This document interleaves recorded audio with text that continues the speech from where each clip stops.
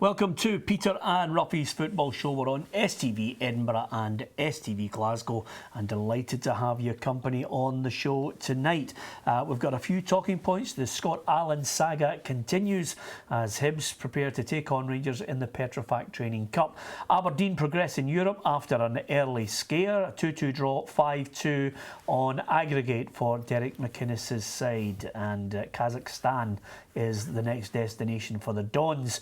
Also, Kirk Broadfoot picks up one of the longest bans handed out by the FA in England for some verbal abuse, and the allegations on this one are believed to be of a sectarian nature. So a 10-game ban for Kirk Broadfoot. We'll talk about that. Among other things, the other fixtures in the Petrofac Training Cup this weekend. It's the start of a new season. We're certainly looking forward to it. Alan Rough here with me, and Gordon Smith, as ever, our able man in the show on the sofa. I got it out eventually, Ruffy. He's there. He's on the couch. He's with us. Good to have you with us. Okay. The Scott Allan saga is now getting a bit silly because Scott Allan's, I'm led to believe, on the match programme. So they're really, turning the screw on this one. Rangers, a second bid rejected. No doubt there may well be a third bid. Certainly it's destabilised the boy for the weekend. His mind might be elsewhere, but they'll throw him into the action. But do they have to really now dig their heels in? Because I can see where this is going. Scott Allan, the reports suggest, wants to go and join Rangers. Yeah, we spoke about it yesterday, and it looked as if that's the way it was going to go. I mean, I thought it was a bit naughty for a start, putting in a bid 3 days before such an important game early in the season, but that's the way football goes. But that's the way we spoke about it. Obviously the player now, and no disrespect to Hibs, he wants to go to a bigger club. There's obviously his wages will treble possibly as well. But I think Alan Stubbs has done the right thing. He's phoned up the Rangers manager. He's told him exactly what the situation is, and to stop firing bids, because it's not going to happen. Yeah. Alan Stubbs remains resolute on this. Is there a point? Now, the big question, there are two questions. Do Rangers have enough money to really push this to the point where Hibs just can't say no? And how strong-willed are Hibs to satisfy the demands of their fans here? Yeah, it's a good point, Peter, because at the end of the day, every player has a price, so it depends where Rangers are going to go with it. They would start obviously at a lower level and push it, but the thing that makes it really awkward is the timing of it, because as Ruffy says, they've got a big game coming up tomorrow in the Petrofac Cup. I say a lot of people might not consider it a big game, but it's the biggest tie of this championship, because these are probably going to be the two favourites, the two teams that are going to contest the championship this year. Although there will be St Mirren and Falkirk, will obviously see it differently. But the thing about it is that the players had been involved now, and the fact is that they've told the player knows that Rangers, who are a teammate, he supports a boy, want him, and if he's making it clear that he wants to go now too, it becomes even more awkward, because if they turn down the move, Peter, what happens is that boy turns out tomorrow against Rangers, and how will the Hibs fans react to him if he's already saying he wants to go? What's his season going to be like if he stays there? If they do the deal, then in Hibs and Rangers end up being the best team because of Scott Allan, the Hibs people will get a lot of stick from their fans as well. Yeah, how much do you think you have to get to before Hibs start to get jittery on this one, Ruffy? Well, I hope there isn't a situation, because I think Hibs need him. That's the main thing. I think you've got to talk £1 million. What? Yeah, I think if they bid 500, I don't think Hibs should accept that. Let me start the argument off here. Well, let me say, if Hibs accept 500,000 or anything under that, the fans would go mental. Well, listen, let me put this in perspective.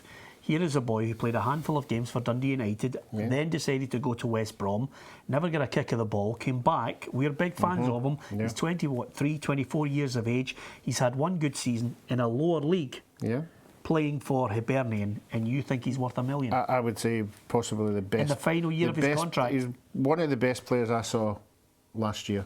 One of the best players in Scotland last year. There's no chance of paying it when he's last year. I know they won't pay the £1 million. That's what I'm saying. You're asking me if I was on the Hibs board, what would you tempt want? me? Yeah. That would tempt me. Yeah. Anything 500 wouldn't tempt me. No way, all the circumstances it's going about. Hold on, I think the breaking point's $500,000. Yeah, I think so. I think that would be top price. I think Hibs would accept a $500,000. Yeah, I think the way things are going at Hibs, with obviously the transformation of the board and getting all the fans back on board, because there was a lot of disruption there. Yes. This would just open everything if they sold this. But it comes a scenario. I agree with you on that. Yeah, it comes a scenario that, it's a really awkward situation once a player says, "I want to go, I'm leaving." We saw it with Man City in Liverpool. Yeah. Do Obviously. you think, Gordon, that you were an agent influence here? I don't think the agent influence would only be the fact that he's told him. Well, what kind of advice would an agent be giving him? The advice would be saying, do you want to go? And if players saying, yeah, I really do, well, there's nothing you can do unless, and the player maybe himself saying, I'm going to put in a transfer request. That becomes an official message to the club to say, I don't want to play for you. Now, the second the aspect that then the club has to look at and say, right, the player's leaving at the end of the season, his contract's up. He's a top player for us, but will he be a top player if he stays here not wanting to be here? Is his form going to continue? That's a worry. Alan Stubbs has really stated what's happening here. Yeah. And if it was to go again, that he was to go, I think you've got a problem with Alan Stubbs after that. I mean, you know yourself, transfer requests. I don't know if you handed in any yourself. No. I handed ever. But in my day, I'll be honest with you. When I signed for Rangers, Jock Wallace, the first thing he said to me was, "That's taken a while." And I was like, "What do you mean?" He says, "I've been trying to sign you for the last 4 years. Did you not know?" And I didn't know. Now, I wonder, and I've looked back in that sense thinking, if I'd known that, I might have been going to the club saying, you're turning down bids. I want to go because I want to leave. I remember handing me Betty a transfer request. Did you? He opened it up and they looked at it and he just went, well, I'll put that in the bin. Yeah, right. No, you're not going anywhere. And that was you ushered out. Sorry for even asking. Sorry to bother you. Did you ask him for a... No, I just left. Okay. I was too embarrassed. I just left. You never said exactly what Bertie did say, actually. That would be more interesting. I mean, it's a real debate. I understand, unhappy player, final year of his contract. What type of player are you going to get in that final year? Yeah. For me, I think, Hibs have to dig their heels in. This is a battle for the title. This is also a statement of intent from Hibernian to their fans. Roughie, I agree with you on that wholeheartedly. Yeah. We disagree on the threshold or the point where you actually get to the point you think, listen, we'll take the money. He's in the final year of his deal. I think $500,000 would be good going for him. Yeah. And believe me, we think he's got it to go to another level. Yeah, I think he has. Obviously with a lot better players beside him, I think he can. But I mean, I think the agent should be saying to him, look, you wait another year and everything's yours. Mm-hmm. Every money we're talking about is yours. Alan Stubbs has said that to him. All you've got to do is sit in, show us what you can do for another year. You've signed a contract with the club. You've got another 10 mates. I know. What's at the end of it? You may be saying that to him, but the player, if it's whether it's the agent's advice or whether it's the player's own thoughts, if he actually is going to ask for a transfer and put an official transfer request, I think it's down to him. If it stretches on to next week, we'll be bored out of our box with it by then, won't we? I mean, let's be honest about it, it's going to be tit for tat all the way. Who are the favourites between Hibs and Rangers for the Petrofac in your mind? Tomorrow, I still think Rangers are building. I think at the moment this will be a true test, but I think Hibs will be favourites tomorrow. Yeah, I agree with that, Roughie, because they've got a settled side. Rangers very much not only building, but an unknown quantity when it comes to the competition. Yeah, there'll be a lot of nervous Rangers players tomorrow. Obviously, they've come for other teams and they want to go in there and press. It depends how the game goes. Obviously, if they get an early goal, their confidence will grow, but I think it'll be quite tight tomorrow.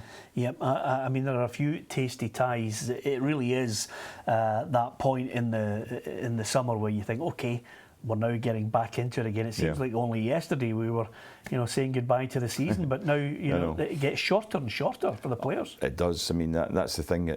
But I do believe that I'd like to see it. We've talked about it before. I'd like to see more of a winter break and a short summer break. I don't think we need a long break in the summer. We should keep it short, but a winter break would be much more acceptable. Yeah, would you be happy with a winter break? I like that. Are there enough freebie holidays, Roughie, for you to go on a winter break? No, I like that they're talking about League Cup. I think if they could come up with a League Cup format, I think just to get us all excited and kick in early in the season. Well, I can't wait to see how Falkirk come back this season. I really, I'm looking forward to seeing how Peter Houston takes it on again. That could be an interesting one. Of course, Morton, Dumbarton, Livingston, Clyde, just a few of the other ties. I'll get your thoughts on that, lads, as we get into the next part of the programme. We're going to talk Aberdeen as well, and how the Dons are going to cope with not only going to Kazakhstan, Roughie, but how they're going to cope with the Seagulls. That seems to be a problem up there. Are they vicious, are they? Yeah, well, they're trying to get rid of them from the park. What's the Harry the Hawk coming up with the goods? No?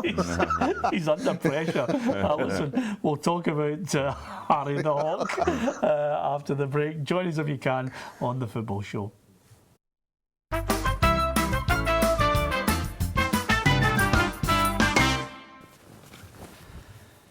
Welcome back to Peter and Roughie's Football Show. Aberdeen fans getting ready for another European trip. Not too sure too many of them will be keen to go to Kazakhstan, to be perfectly honest with you, Gordon Smith. It was a little scary for them, 2-0 down last night. Suddenly they're thinking, oh, wait a minute, we could be going out here. Yeah, well, I checked in later on. I was out last night when I checked the score, saw it was 2-2. I thought, well, that's quite comfortable.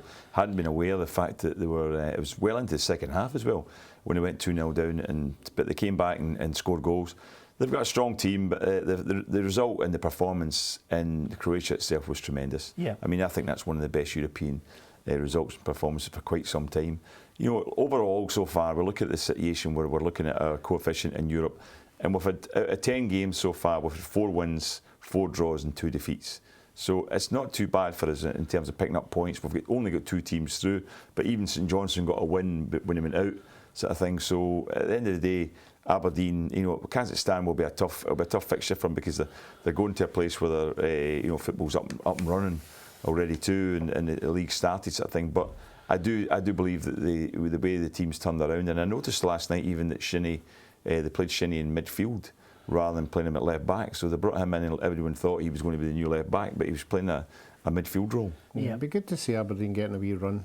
I think that the Scottish clubs need a run, you know, because obviously playing European football is different from playing club football, and I think if they get more games under their belt, I think they'll improve. I think we're in a situation 3 to 5 years before we start to think about, you know, thinking about a half decent coefficient, Gordon. You know, you've got no Rangers in the top division.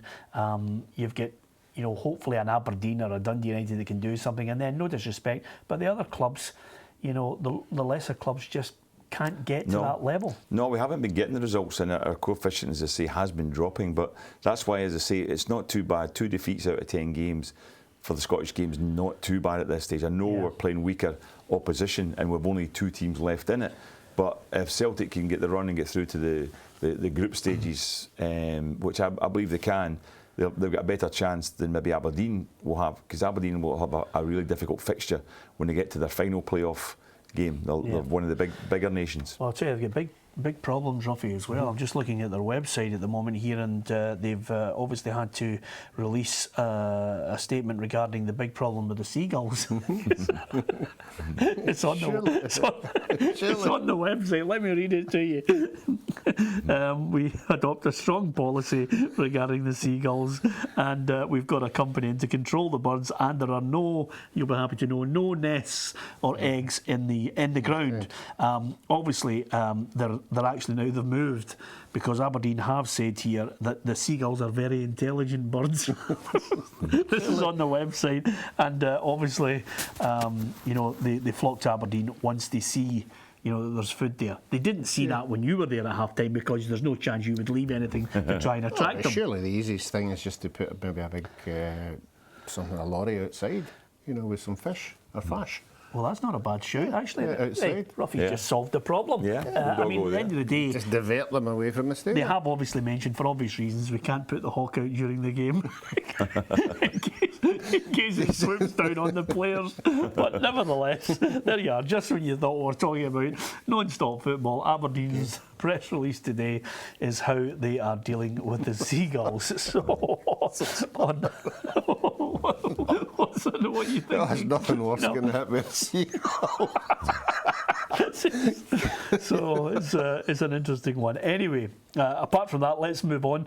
Of course, players coming in and out. There's still going to be transfers. And of course, Dundee United are hoping to get Rodney Schneider. If he's anything like his brother, you know, it would be good. If he's like Wesley, then you know they've unearthed a gem. But it just shows you, your clubs are still trying to strengthen before that window closes.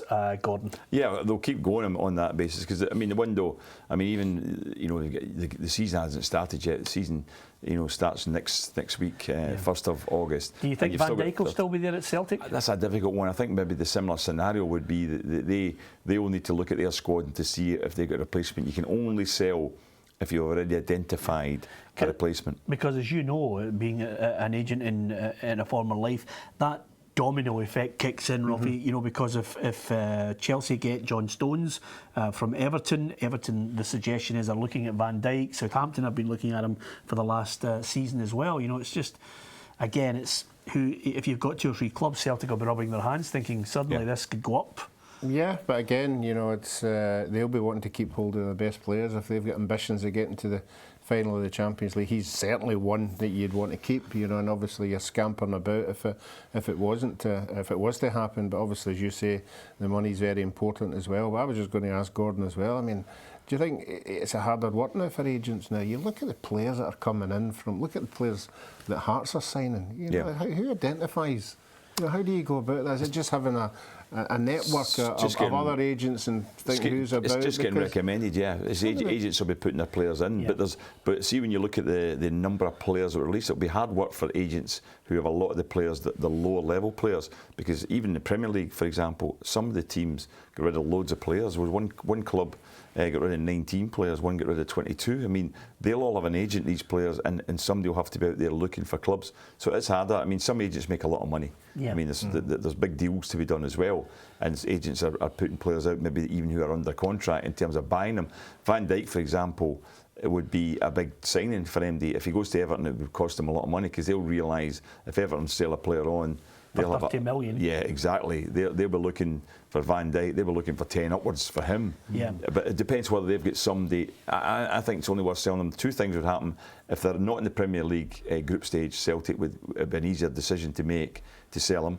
But if they are in that, then what they have to do is have a ready-made replacement, whether he's at the club just now or somebody to go and get. Who is it? Dundee United centre-half just now?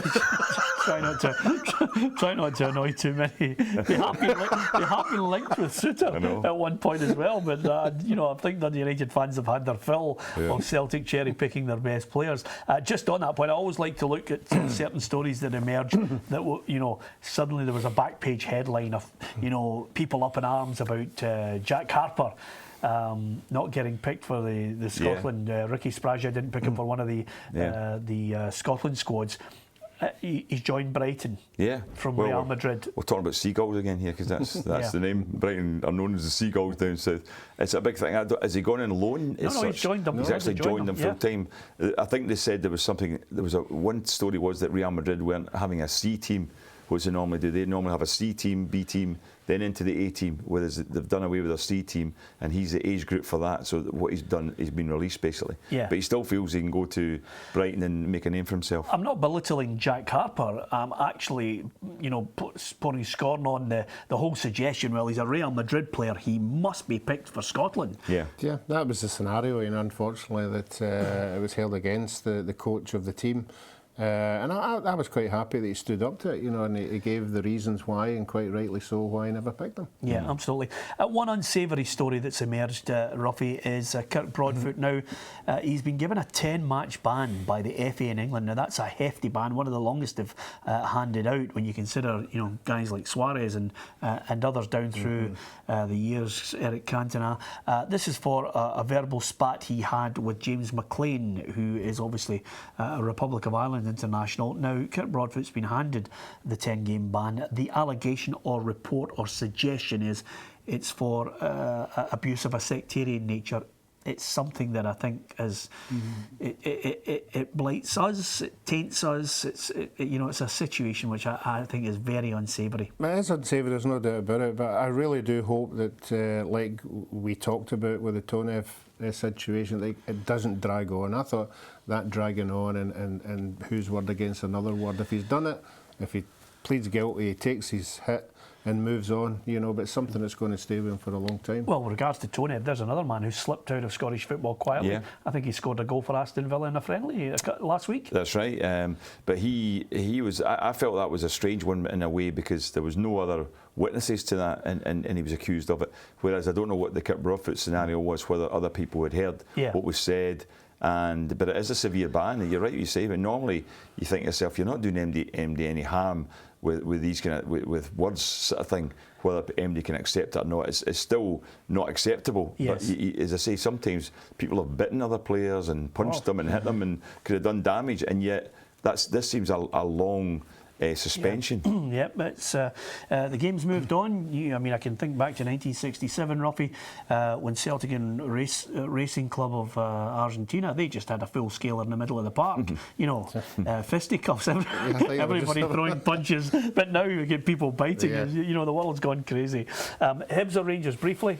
Tomorrow, I would say Hibs will be favourite. Hibs for you as well.